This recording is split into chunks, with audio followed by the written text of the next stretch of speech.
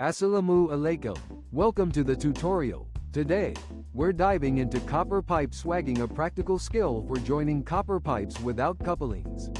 Perfect for both Urdu and Hindi speakers. Let's learn how to do it efficiently.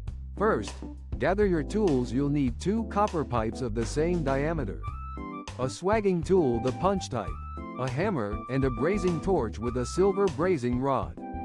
You'll also need heat-resistant gloves for safety. Take 1 copper pipe. Using the swagging tool, we will expand one end of this pipe. This creates a slightly wider opening. Now, let's prepare the pipe. Gently heat the end of the copper pipe you intend to swage.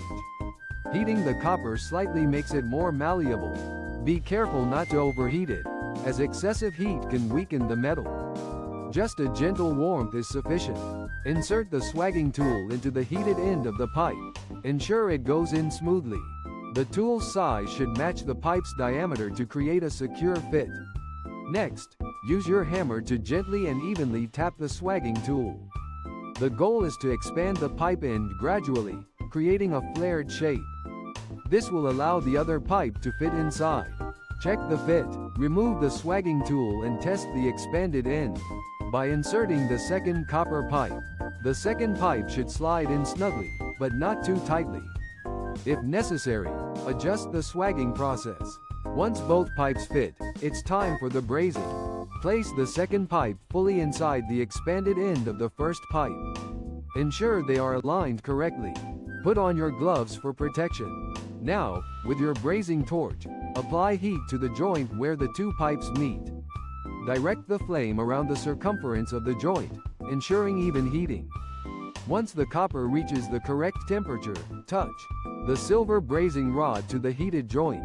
The rod should melt and flow smoothly, creating a strong bond. This is your weld. Continue applying the brazing rod around the entire joint, ensuring a complete seal. This process joins the pipes securely and prevents leaks. Allow the joint to cool naturally. Avoid quenching it with water, as this can weaken the joint.